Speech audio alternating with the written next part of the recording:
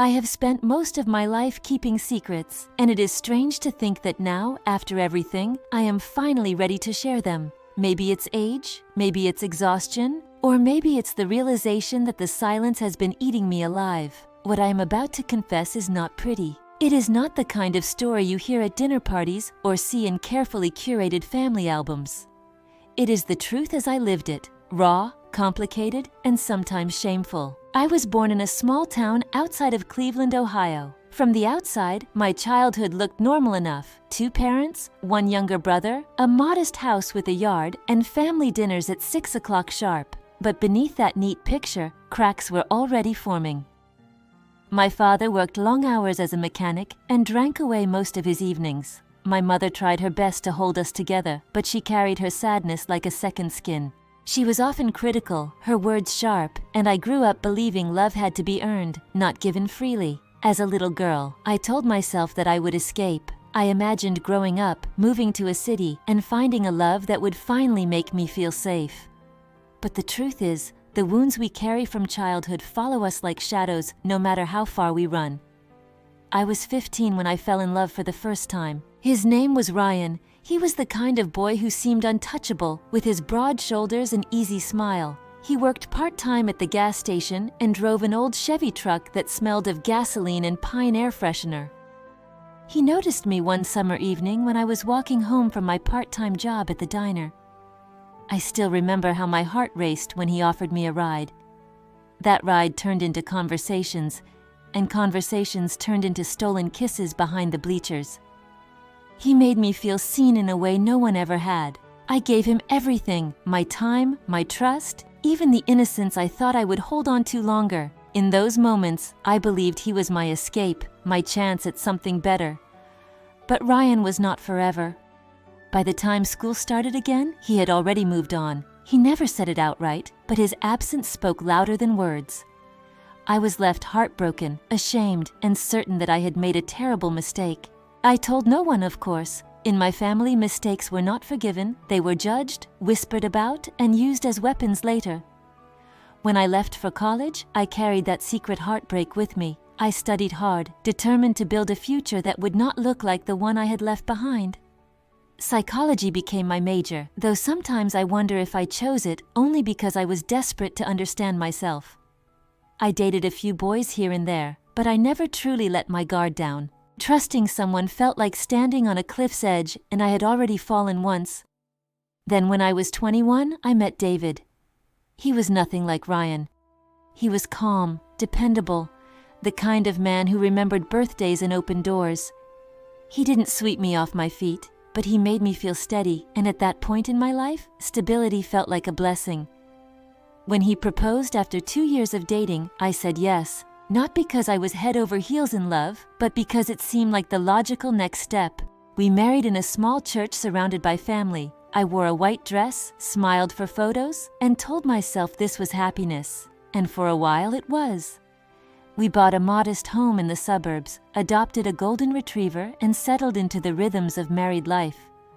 But beneath the surface, I felt a hollowness I could not name. I tried to ignore it. I threw myself into my career as a counselor, helping others untangle their pain while burying my own. David and I talked about children, but the conversations never went anywhere. Deep down, I think I knew bringing a child into our marriage would not fix what was broken. The real fracture began when I met someone new. His name was Mark, a colleague who joined our office when I was 28. He was charming, charismatic, and he saw me in a way David never had. At first, I told myself it was harmless, the long conversations after work, the jokes we shared, the lingering glances. But lines blur quickly when you are starved for attention.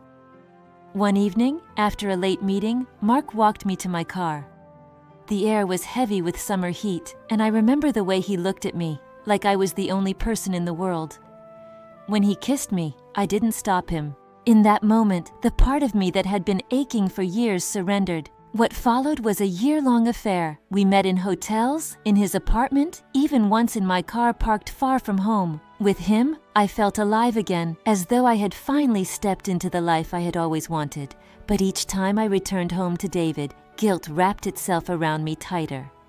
I lived 2 lives, one of routine and order, the other of passion and secrecy. I told myself I would end it, that it was only temporary, but the truth is, I didn't want to let go, until the day everything collapsed. One afternoon, David found a message on my phone that I had forgotten to delete. It wasn't explicit, but it was enough. He confronted me with shaking hands and tears in his eyes. I will never forget the look on his face, the mixture of betrayal and disbelief.